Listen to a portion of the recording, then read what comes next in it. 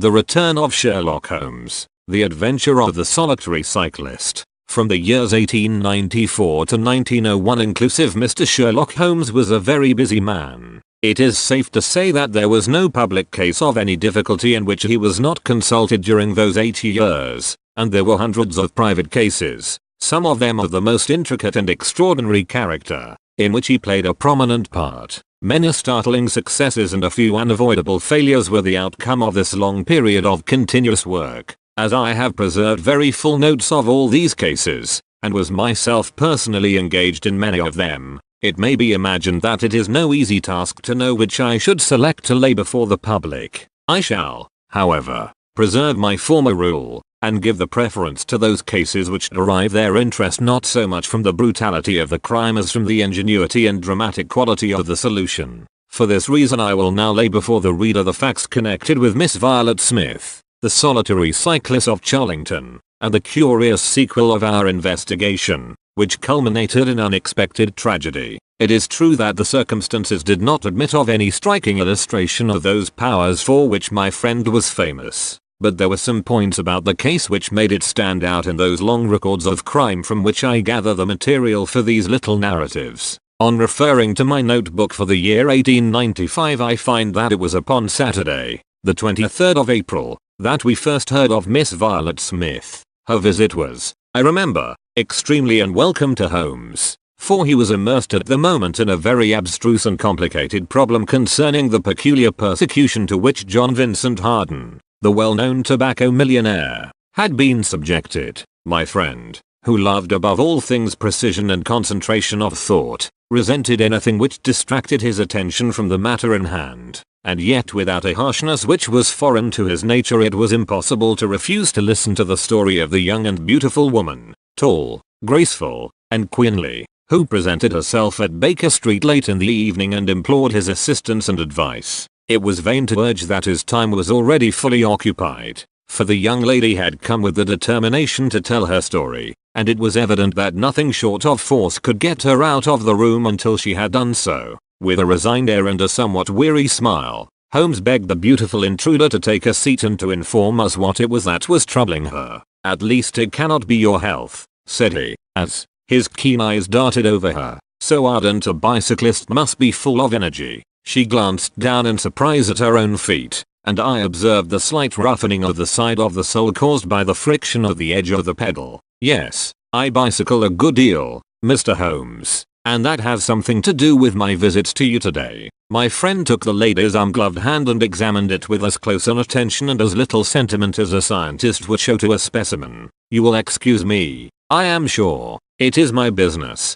said he, as he dropped it. "I nearly fell into the error of supposing that you were typewriting. Of course, it is obvious that it is music. You observe the spatulate finger end, Watson, which is common to both professions. There is a spirituality about the face, however." He gently turned it towards the light, which the typewriter does not generate. "This lady is a musician." "Yes, Mr. Holmes, I teach music, in the country, I presume, from your complexion." "Yes, sir, near Farnham, on the borders of Surrey, a beautiful neighborhood and full of the most interesting associations. You remember, Watson, that it was near there that we took Archie Stamford, the forger. Now, Miss Violet, what has happened to you near Farnham, on the borders of Surrey?" The young lady, with great clearness and composure, made the following curious statement. "My father is dead, Mr. Holmes. He was James Smith, who conducted the orchestra at the old Imperial Theatre.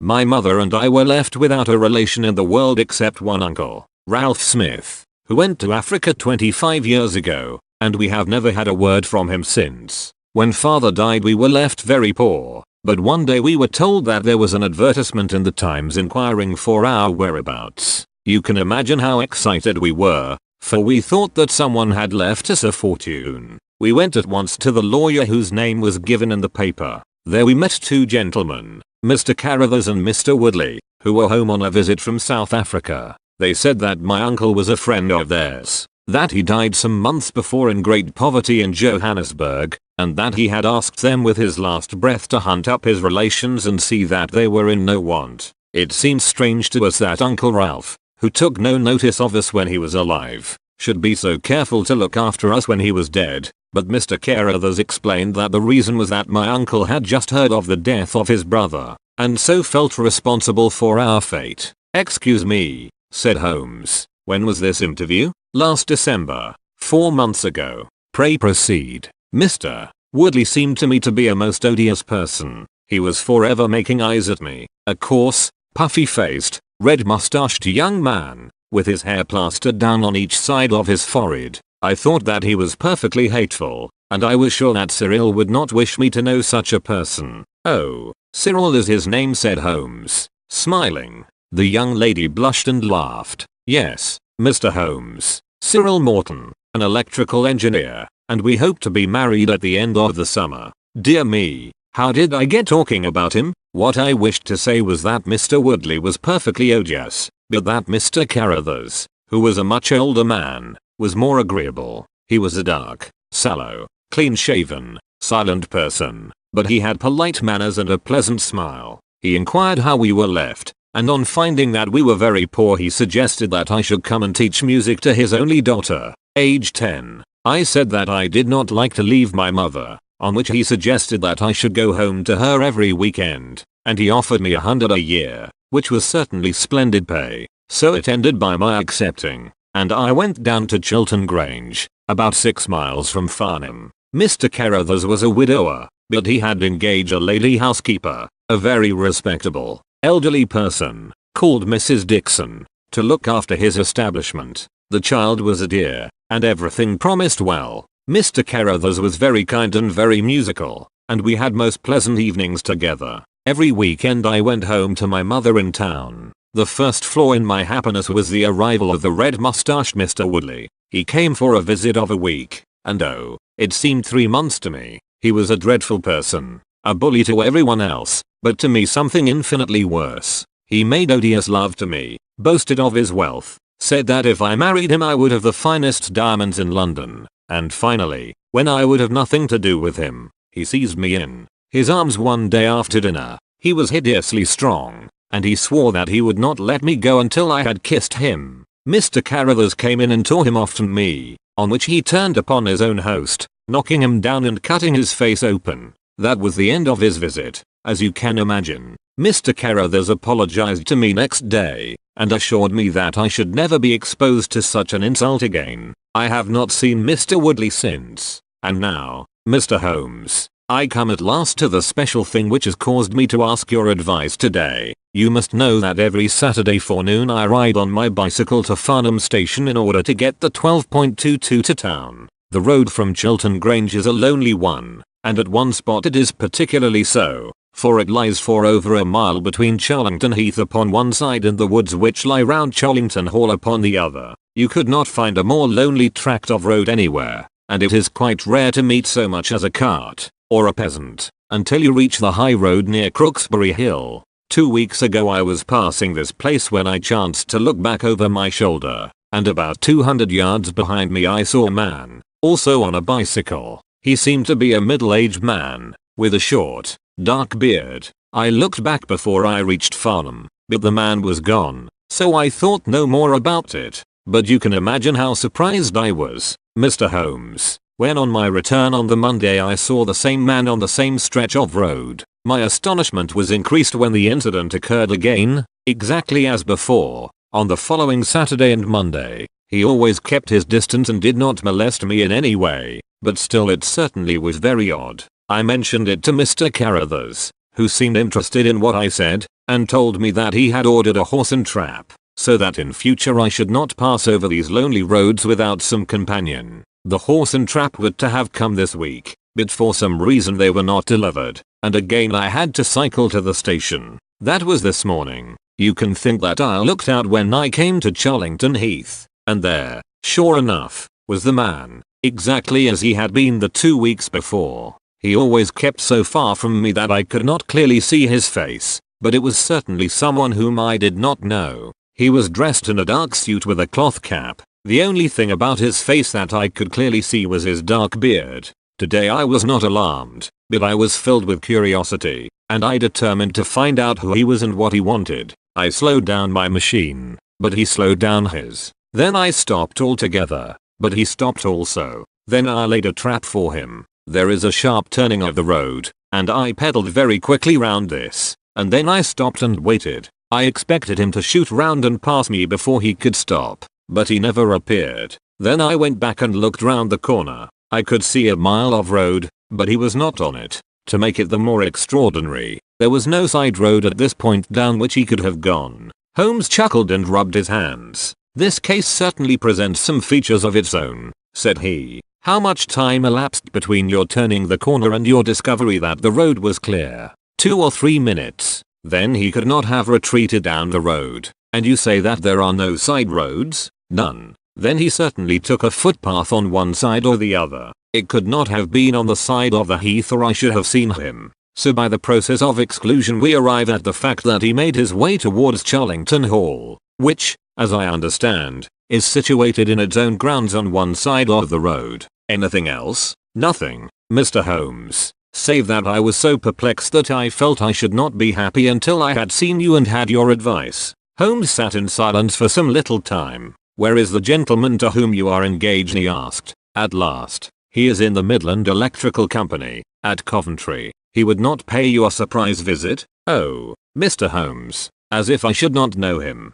Have you had any other admirers?" "Several before I knew Cyril, and since, there was this dreadful man, Woodley, if you can call him an admirer." "No one else?" Our fair client seemed a little confused. "Who was he?" asked Holmes. "Oh, it may be a mere fancy of mine, but it has seemed to me sometimes that my employer, Mr. Carruthers, takes a great deal of interest in me. We are thrown rather together. I play his accompaniment in the evening. He has never said anything. He is a perfect gentleman, but a girl always knows." Holmes looked grave. "What does he do for a living?" "He is a rich man. No carriages or horses. Well, at least he is fairly well to do, but he goes into the city 2 or 3 times a week. He is deeply interested in South African gold shares. You will let me know any fresh development, Miss Smith. I am very busy just now, but I will find time to make some inquiries into your case. In the meantime take no step without letting me know.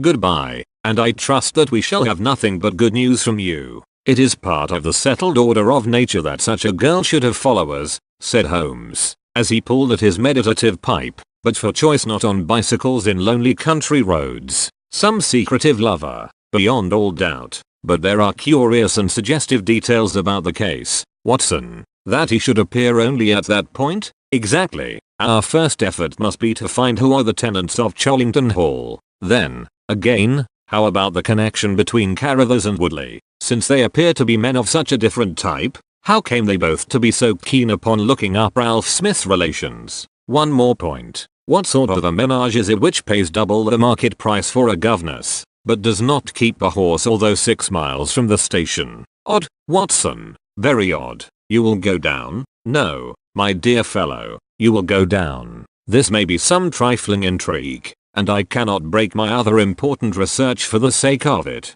On Monday you will arrive early at Farnham. You will conceal yourself near Charlington Heath. You will observe these facts for yourself, and act as your own judgment advises. Then, having inquired as to the occupants of the hall, you will come back to me and report. And now, Watson, not another word of the matter until we have a few solid stepping stones on which we may hope to get across to our solution." We had ascertained from the lady that she went down upon the Monday by the train which leaves Waterloo at 9:50, so I started early and caught the 9:13. At Farnham Station I had no difficulty in being directed to Charlington Heath. It was impossible to mistake the scene of the young lady's adventure, for the road runs between the open heath on one side and an old yew hedge upon the other, surrounding a park which is studded with magnificent trees. There was a main gateway of lichen-studded stone, each side pillar surmounted by mouldering heraldic emblems, but besides this central carriage drive I observed several points where there were gaps in the hedge and paths leading through them. The house was invisible from the road, but the surroundings all spoke of gloom and decay. The heath was covered with golden patches of flowering gorse, gleaming magnificently in the light of the bright spring sunshine. Behind one of these clumps I took up my position, so as to command both the gateway of the hall and a long stretch of the road upon either side. It had been deserted when I left it, but now I saw a cyclist riding down it from the opposite direction to that in which I had come. He was clad in a dark suit, and I saw that he had a black beard. On reaching the end of the Charlington grounds, he sprang from his machine and led it through a gap in the hedge, disappearing from my view. A quarter of an hour passed and then a second cyclist appeared. This time it was the young lady coming from the station. I saw her look about her as she came to the Charlington hedge. An instant later the man emerged from his hiding place, sprang upon his cycle, and followed her. In all the broad landscape those were the only moving figures. The graceful girl sitting very straight upon her machine, and the man behind her bending low over his handlebar, with a curiously furtive suggestion in every movement. She looked back at him and slowed her pace. He slowed also. She stopped. He at once stopped too, keeping 200 yards behind her. Her next movement was as unexpected as it was spirited. She suddenly whisked her wheels round and dashed straight at him. He was as quick as she, however, and darted off in desperate flight. Presently she came back up the road again, her head haughtily in the air, not deigning to take any further notice of her silent attendant. He had turned also, and still kept his distance until the curve of the road hid them from my sight. I remained in my hiding place, and it was well that I did so, for presently the man reappeared cycling slowly back. He turned in at the hall gates and dismounted from his machine. For some few minutes I could see him standing among the trees. His hands were raised and he seemed to be settling his necktie. Then he mounted his cycle and rode away from me down the drive towards the hall. I ran across the heath and peered through the trees. Far away I could catch glimpses of the old grey building with its bristling Tudor chimneys, but the drive ran through a dense shrubbery, and I saw no more of my man. However, it seemed to me that I had done a fairly good morning's work, and I walked back in high spirits to Farnham. The local house agent could tell me nothing about Charlington Hall, and referred me to a well-known firm in Pall Mall. There I halted on my way home, and met with courtesy from the representative. No, I could not have Charlington Hall for the summer. I was just too late. It had been let about a month ago. Mr. Williamson was the name of the tenant. He was a respectable elderly gentleman. The polite agent was afraid he could say no more, as the affairs of his clients were not matters which he could discuss. Mr. Sherlock Holmes listened with attention to the long report which I was able to present to him that evening, but it did not elicit that word of curt praise which I had hoped for and should have valued. On the contrary, his austere face was even more severe than usual as he commented upon the things that I had done and the things that I had not. Your hiding place, my dear Watson, was very faulty. You should have been behind the hedge. Then you would have had a close view of this interesting person. As it is, you were some hundreds of yards away, and can tell me even less than Miss Smith. She thinks she does not know the man. I am convinced she does. Why, otherwise, should he be so desperately anxious that she should not get so near him as to see his features? You describe him as bending over the handlebar. Concealment again. You see, you really have done remarkably badly. He returns to the house and you want to find out who he is. You come to a London house agent. What should I have done? I cried, with some heat. Gone to the nearest public house. That is the center of country gossip. They would have told you every name, from the master to the scullery maid. Williamson. It conveys nothing to my mind. If he is an elderly man, he is not this active cyclist who sprints away from that athletic young lady's pursuit. What have we gained by your expedition? The knowledge that the girl's story is true.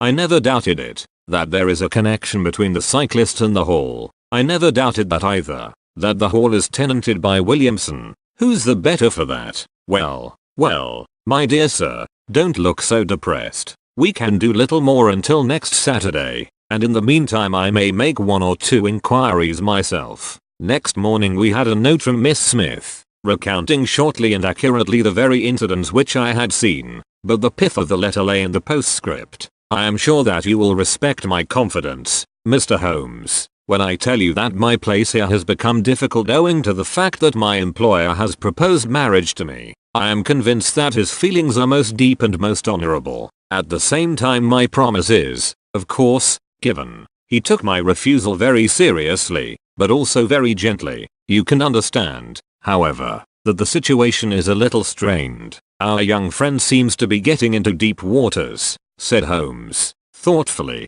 as he finished the letter. The case certainly presents more features of interest and more possibility of development than I had originally thought. I should be none the worse for a quiet, peaceful day in the country, and I am inclined to run down this afternoon and test one or two theories which I have formed. Holmes's quiet day in the country had a singular termination, for he arrived at Baker Street late in the evening with a cut lip and a discolored lump upon his forehead, besides a general air of dissipation which would have made his own person a fitting object of a Scotland Yard investigation. He was immensely tickled by his own adventures, and laughed heartily as he recounted them. "I get so little active exercise that it is always a treat," said he. "You are aware that I have some proficiency in the good old British sport of boxing. Occasionally it is of service. Today, for example, I should have come to very ignominious grief without it." I begged him to tell me what had occurred. "I found that country pub which I had already recommended to your notice,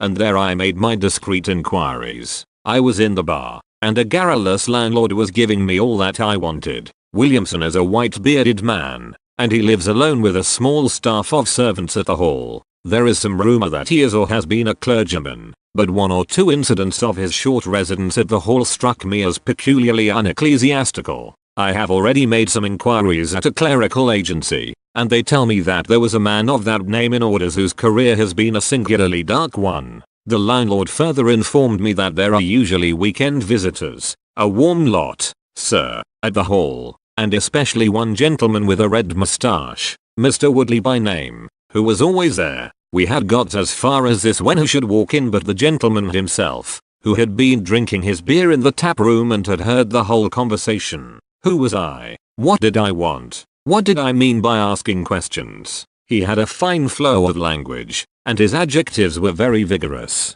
He ended a string of abuse by a vicious backhander which I failed to entirely avoid. The next few minutes were delicious. It was a straight left against a slogging ruffian. I emerged as you see me. Mr. Woodley went home in a cart. So ended my country trip, and it must be confessed that, however enjoyable, my day on the Surrey border has not been much more profitable than your own. The Thursday brought us another letter from our client. "You will not be surprised, Mr. Holmes," said she, "to hear that I am leaving Mr. Carruthers's employment. Even the high pay cannot reconcile me to the discomforts of my situation. On Saturday I come up to town and I do not intend to return. Mr. Carruthers has got a trap, and so the dangers of the lonely road, if there ever were any dangers, are now over. As to the special cause of my leaving, it is not merely the strained situation with Mr. Carruthers, but it is the reappearance of that odious man, Mr. Woodley. He was always hideous, but he looks more awful than ever now,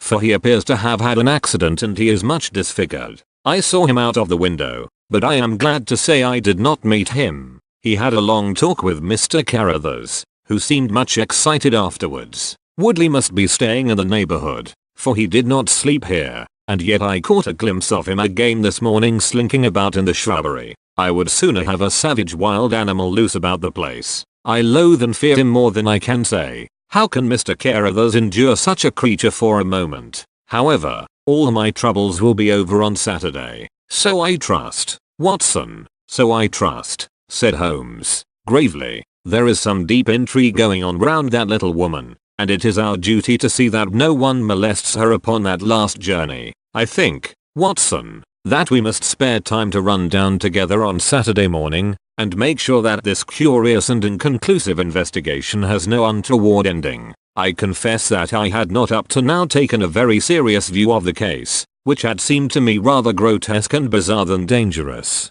That a man should lie in wait for and follow a very handsome woman is no unheard of thing, and if he had so little audacity that he not only dared not address her, but even fled from her approach, he was not a very formidable assailant. The ruffian Woodley was a very different person, but, except on one occasion, he had not molested our client, and now he visited the house of Carruthers without intruding upon her presence. The man on the bicycle was doubtless a member of those weekend parties at the Hall of which the publican had spoken, but who he was or what he wanted was as obscure as ever. It was the severity of Holmes's manner and the fact that he slipped a revolver into his pocket before leaving our rooms which impressed me with the feeling that tragedy might prove to lurk behind this curious train of events. A rainy night had been followed by a glorious morning, and the heath-covered countryside with the glowing clumps of flowering gorse seemed all the more beautiful to eyes which were weary of the duns and drabs and slate greys of London. Holmes and I walked along the broad, sandy road inhaling the fresh morning air and rejoicing in the music of the birds and the fresh breath of the spring. From a rise of the road on the shoulder of Crooksbury Hill we could see the grim hall bristling out from amidst the ancient oaks, which, old as they were still younger than the building which they surrounded. Holmes pointed down the long tract of road which wound, a reddish-yellow band, between the brown of the heath and the budding green of the woods. Far away, a black dot, we could see a vehicle moving in our direction. Holmes gave an exclamation of impatience. "I had given a margin of half an hour," said he. "If that is her trap she must be making for the earlier train. I fear, Watson, that she will be past Chollington before we can possibly meet her." From the instant that we passed the rise we could no longer see the vehicle, but we hastened onwards at such a pace that my sedentary life began to tell upon me, and I was compelled to fall behind. Holmes, however, was always in training, for he had inexhaustible stores of nervous energy upon which to draw. His springy step never slowed until suddenly, when he was 100 yards in front of me, he halted, and I saw him throw up his hand with a gesture of grief and despair. At the same instant an empty dog cart, the horse cantering, the reins trailing, appeared round the curve of the road and rattled swiftly towards us. "Too late, Watson, too late," cried Holmes, as I ran panting to his side. "Fool that I was not to allow for that earlier train. It's abduction, Watson, abduction, murder, heaven knows what. Block the road, stop the horse. That's right. Now, jump in, and let us see if I can repair the consequences of my own blunder." We had sprung into the dog cart, and Holmes, after turning the horse, gave it a sharp cut with the whip, and we flew back along the road. As we turned the curve the whole stretch of road between the hall and the heath was opened up. I grasped Holmes's arm. "That's the man," I gasped. A solitary cyclist was coming towards us. His head was down and his shoulders rounded as he put every ounce of energy that he possessed onto the pedals.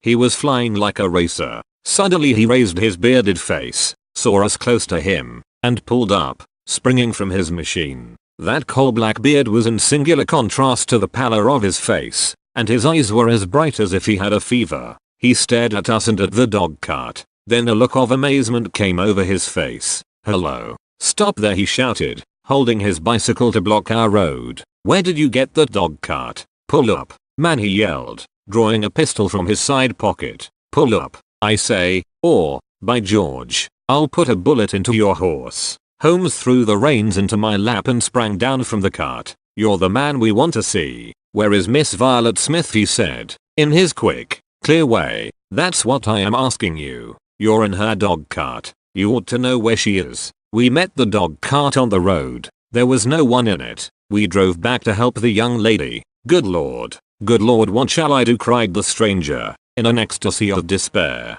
"They've got her. That hellhound Woody and the blackguard parson. Come, man, come. If you really are her friend, stand by me and we'll save her. If I have to leave my carcass in Chollington Wood." He ran distractedly, his pistol in his hand, towards a gap in the hedge. Holmes followed him, and I, leaving the horse grazing beside the road, followed Holmes. "This is where they came through," said he, pointing to the marks of several feet upon the muddy path. "Hello. Stop a minute. Who's this in the bush?" It was a young fellow about 17, dressed like an ostler, with leather cords and gaiters. He lay upon his back, his knees drawn up, a terrible cut upon his head. He was insensible, but alive. A glance at his wound told me that it had not penetrated the bone. "That's Peter, the groom," cried the stranger. "He drove her. The beasts have pulled him off and clubbed him. Let him lie. We can't do him any good, but we may save her from the worst fate that can befall a woman."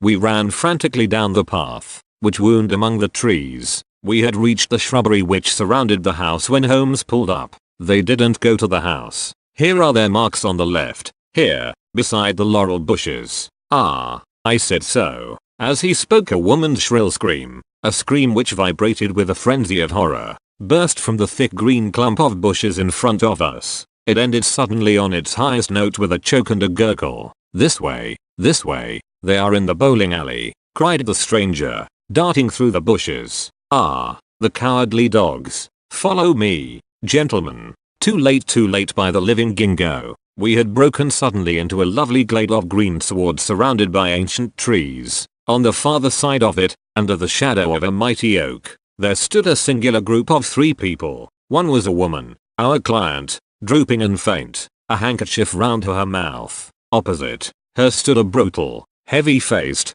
red-mustached young man, his gaited legs parted wide, one arm akimbo, the other waving a riding crop, his whole attitude suggestive of triumphant bravado. Between them an elderly, grey-bearded man, wearing a short surplice over a light tweed suit, had evidently just completed the wedding service, for he pocketed his prayer book as we appeared and slapped the sinister bridegroom upon the back in jovial congratulation. "They're married," I gasped. "Come on," cried our guide. "Come on." He rushed across the glade, Holmes and I at his heels. As we approached, the lady staggered against the trunk of the tree for support. Williamson, the ex-clergyman, bowed to us with mock politeness, and the bully Woodley advanced with a shout of brutal and exultant laughter. "You can take your beard off, Bob," said he. "I know you right enough. Well, you and your pals have just come in time for me to be able to introduce you to Mrs. Woodley." Our guide's answer was a singular one. He snatched off the dark beard which had disguised him and threw it on the ground, disclosing a long, sallow, clean-shaven face below it. Then he raised his revolver and covered the young ruffian, who was advancing upon him with his dangerous riding crop swinging in his hand. "Yes," said our ally, "I am Bob Carruthers, and I'll see this woman righted if I have to swing for it. I told you what I'd do if you molested her, and, by the Lord, I'll be as good as my word. You're too late. She's my wife. No, she's your widow." His revolver cracked, and I saw the blood spurt from the front of Woodley's waistcoat. He spun round with a scream and fell upon his back, his hideous red face turning suddenly to a dreadful mottled pallor. The old man, still clad in his surplice, burst into such a string of foul oaths as I have never heard, and pulled out a revolver of his own, but before he could raise it he was looking down the barrel of Holmes's weapon. "Enough of this," said my friend, coldly. "Drop that pistol, Watson. Pick it up. Hold it to his head. Thank you. You, Carruthers, give me that revolver. We'll have no more violence. Come, hand it over." "Who are you, then?" "My name is Sherlock Holmes." "Good Lord. You have heard of me. I see. I will represent the official police until their arrival. Here, you," he shouted to a frightened groom who had appeared at the edge of the glade. "Come here. Take this note as hard as you can ride to Farnham." He scribbled a few words upon a leaf from his notebook. "Give it to the superintendent at the police station. Until he comes I must detain you all under my personal custody." The strong, masterful personality of Holmes dominated the tragic scene, and all were equally puppets in his hands. Williamson and Carruthers found themselves carrying the wounded Woodley into the house, and I gave my arm to the frightened girl. The injured man was laid on his bed, and at Holmes's request I examined him. I carried my report to where he sat in the old tapestry-hung dining room with his 2 prisoners before him.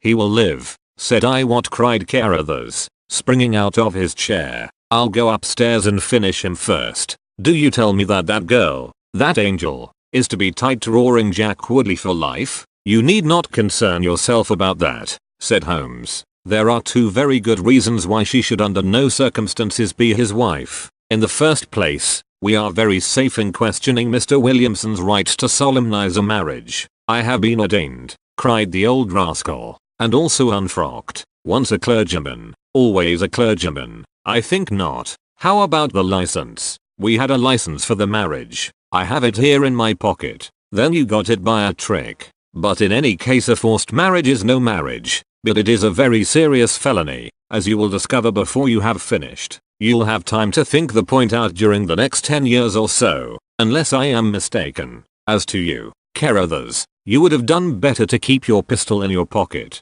"I begin to think so, Mr. Holmes. But when I thought of all the precaution I had taken to shield this girl, for I loved her, Mr. Holmes, and it is the only time that ever I knew what love was, it fairly drove me mad to think that she was in the power of the greatest brute and bully in South Africa, a man whose name is a holy terror from Kimberley to Johannesburg. Why, Mr. Holmes, you'll hardly believe it, But ever since that girl has been in my employment, I never once let her go past this house, where I knew these rascals were lurking, without following her on my bicycle just to see that she came to no harm. I kept my distance from her, and I wore a beard so that she should not recognize me, for she is a good and high-spirited girl, and she wouldn't have stayed in my employment long if she had thought that I was following her about the country roads. Why didn't you tell her of her danger? Because then, again, she would have left me, and I couldn't bear to face that. Even if she couldn't love me, it was a great deal to me just to see her dainty form about the house, and to hear the sound of her voice.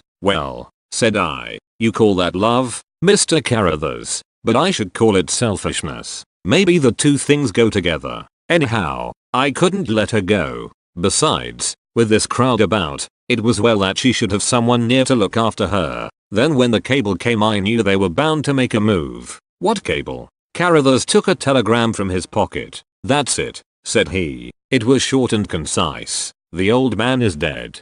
Said Holmes. I think I see how things worked, and I can understand how this message would, as you say, bring them to a head. But while we wait, you might tell me what you can. The old reprobate with a surplice burst into a volley of bad language. By heaven, said he, if you squeal on us, Bob Carruthers, I'll serve you as you served Jack Woodley. You can bleat about the girl to your heart's content, for that's your own affair. But if you round on your pals to this plainclothes copper, it will be the worst day's work that ever you did. Your reverence need not be excited, said Holmes, lighting a cigarette. The case is clear enough against you, and all I ask is a few details for my private curiosity. However, if there's any difficulty in your telling me, I'll do the talking, and then you will see how far you have a chance of holding back your secrets. In the first place, 3 of you came from South Africa on this game. You Williamson, you Carruthers, and Woodley. Lie number 1, said the old man. I never saw either of them until 2 months ago, and I have never been in Africa in my life, so you can put that in your pipe and smoke it, Mr. Busybody Holmes. What he says is true, said Carruthers. Well, 2 of you came over. His reverence is our own homemade article. You had known Ralph Smith in South Africa. You had reason to believe he would not live long. You found out that his niece would inherit his fortune. How's that, eh? Carruthers nodded and Williamson swore. She was next of kin, no doubt, and you were aware that the old fellow would make no will. Couldn't read or write, said Carruthers. So you came over, the 2 of you, and hunted up the girl. The idea was that one of you was to marry her and the other have a share of the plunder. For some reason Woodley was chosen as the husband. Why was that? We played cards for her on the voyage. He won. I see. You got the young lady into your service, and there Woodley was to do the courting. She recognized the drunken brute that he was, and would have nothing to do with him. Meanwhile, your arrangement was rather upset by the fact that you had yourself fallen in love with the lady. You could no longer bear the idea of this ruffian owning her. No, by George, I couldn't. There was a quarrel between you. He left you in a rage, and began to make his own plans independently of you. It strikes me, Williamson, there isn't very much that we can tell this gentleman, cried Carruthers, with a bitter laugh. Yes, we quarreled, and he knocked me down. I am level with him on that. Anyhow, then I lost sight of him. That was when he picked up with this cast padre here. I found that they had set up housekeeping together at this place on the line that she had to pass for the station. I kept my eye on her after that, for I knew there was some devilry in the wind. I saw them from time to time, for I was anxious to know what they were after. 2 days ago Woodley came up to my house with this cable, which showed that Ralph Smith was dead. He asked me if I would stand by the bargain. I said I would not. He asked me if I would marry the girl myself and give him a share. I said I would willingly do so, but that she would not have me. He said, let us get her married first, and after a week or 2 she may see things a bit different. I said I would have nothing to do with violence. So he went off cursing, like the foul-mouthed blackguard that he was, and swearing that he would have her yet. She was leaving me this weekend, and I had got a trap to take her to the station, but I was so uneasy in my mind that I followed her on my bicycle. She had got a start, however, and before I could catch her the mischief was done. The first thing I knew about it was when I saw you 2 gentlemen driving back in her dog cart. Holmes rose and tossed the end of his cigarette into the grate. I have been very obtuse, Watson, said he, when in your report you said that you had seen the cyclist as you thought arrange his necktie in the shrubbery. That alone should have told me all. However, we may congratulate ourselves upon a curious and in some respects a unique case. I perceive 3 of the county constabulary in the drive, and I am glad to see that the little ostler is able to keep pace with them. So it is likely that neither he nor the interesting bridegroom will be permanently damaged by their morning's adventures. I think, Watson, that in your medical capacity you might wait upon Miss Smith and tell her that if she is sufficiently recovered we shall be happy to escort her to her mother's home. If she is not quite convalescent you will find that a hint that we were about to telegraph to a young electrician in the Midlands would probably complete the cure. As to you, Mr. Carruthers, I think that you have done what you could to make amends for your share in an evil plot. There is my card, sir, and if my evidence can be of help to you in your trial it shall be at your disposal. In the whirl of our incessant activity it has often been difficult for me, as the reader has probably observed, to round off my narratives, and to give those final details which the curious might expect. Each case has been the prelude to another, and the crisis once over the actors have passed forever out of our busy lives. I find, however, a short note at the end of my manuscripts dealing with this case, in which I have put it upon record that Miss Violet Smith did indeed inherit a large fortune, and that she is now the wife of Cyril Morton, the senior partner of Morton and Kennedy, the famous Westminster electricians. Williamson and Woodley were both tried for abduction and assault, the former getting 7 years and the latter 10. Of the fate of Carruthers I have no record, but I am sure that his assault was not viewed very gravely by the court, since Woodley had the reputation of being a most dangerous ruffian, and I think that a few months were sufficient to satisfy the demands of justice.